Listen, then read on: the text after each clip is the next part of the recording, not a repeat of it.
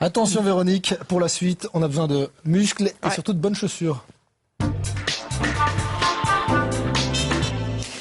Il court, notre invité suivant, puisque c'est pour la bonne cause en plus. Il a décidé en tout cas de parcourir 5000 km pour un projet humanitaire. C'est un coup de cœur aussi, ce projet pour notre équipe, puisque le but est d'aider en fait des enfants malades du Burkina Faso. Alors Paul-Henri, le départ de cette longue marche, elle aura lieu demain, donc pour le moment, ce sont les derniers préparatifs.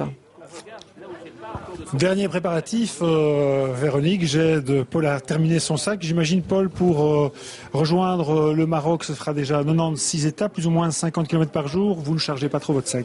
Voilà, c'est ça, on ne charge pas trop son sac. Donc on a eu la chance d'avoir comme partenaire le Rotary de Chimay qui s'est associé avec tous les Rotary traversés. Et donc on va avoir un hébergement presque chaque soir. Donc on peut se permettre d'avoir un sac qui va se situer entre 10 et 12 kilos. Alors, parlez-nous du fond de cette aventure. Vous venez en aide à une fondation, l'Hymne aux enfants, qui aide des enfants atteints d'une maladie qu'on appelle le NOMA. Voilà, c'est ça. Donc la fondation est présente au Burkina Faso depuis 14 ans maintenant, aux côtés des enfants atteints d'une forme de gangrène qui s'appelle le NOMA, du grec nomein, dévoré. Donc c'est une maladie de l'extrême pauvreté en fait.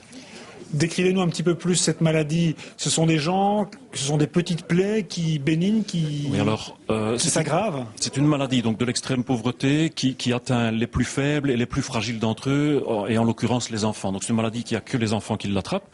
Le départ, il faut un terrain propice pour le développement de la maladie. D'une part, un système immunitaire déficient, principalement lié à une alimentation qui est déficiente en quantité et dans sa diversité. Et puis alors également un manque d'hygiène buccale, principalement lui lié au manque d'accès à l'eau. Alors, pour sensibiliser à cette association, vous vous lancez sur les routes. Voilà votre traversée de la France. Vous vous mettez en route demain. C'est une aventure. Voilà, c'est ça. C'est une aventure. Je pense que je ne suis pas tout à fait conscient de l'ampleur de cette aventure. Bien sûr, la distance, 3800 km. Mais bon, voilà, on va traverser différentes régions avec différents climats. Pour le moment, il neige. Donc demain, ce sera sous la neige. Et puis le Maroc, bien sûr, ce sera sous le soleil. Et puis... Voilà, est-ce que le fait de marcher, c'est un symbole? Oui, le symbole était de dire ces enfants sont les nôtres, ceux de nos voisins, puisqu'on peut même les rejoindre à pied. Et je pense que il y a un constat évident. Personne n'accepterait ici en Europe que son voisin ait un enfant qui porte cette maladie-là. Et où est la différence? Si ce n'est la distance. Et donc la distance, l'idée était de dire elle est quasi nulle, on peut les rejoindre à pied. Qu'est-ce qui vous touche par rapport à ce projet? Qu'est-ce qui vous a vous sensibilisé à ce point? Écoutez, le départ de l'association belge qui est venue en appui à la fondation en Suisse était un reportage vu sur FR3 et à la suite de ce reportage, toute une série de bénévoles se sont joints à moi dans l'équipe. Alors dans cette aventure, on peut le voir, oui. Vous êtes entouré, soutenu, il y a plein de monde, mais il y a notamment Michel, vous êtes, c'est vous qui avez fait le trajet, un trajet, ça va être très sportif quand même cette aventure. Oui, moi j'ai confiance dans le bonhomme là, parce que il s'est entraîné et puis c'est pas une petite nature. Mais bon, c'est pas que ce soit spécialement sportif, mais c'est long, c'est long. Disons on s'est arrangé pour éviter justement les zones trop engagées, là où il y avait trop de relief. Donc on évite le Massif central par exemple, ce qui fait quelques kilomètres en plus, mais qui rend les choses plus jouables. Et puis on a prévu des jours de repos et on croise les doigts là. Il y a les kilomètres, il y a aussi se retrouver seul, c'est aussi une dimension importante dans l'aventure.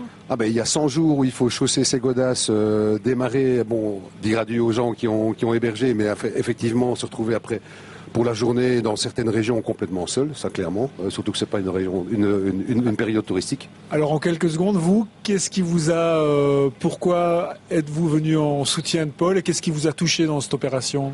Le projet rando me suffisait pour adhérer. Bon, le reste évidemment, ça a beaucoup d'importance aussi. Mais moi, c'est le projet rando et je dirais le challenge de ces 100 jours de marche.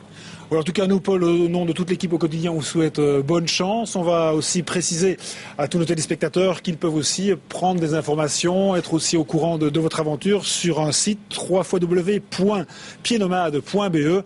Voilà. Merci. Good luck. Oui, bonne route, effectivement, à Paul. Elle sera longue.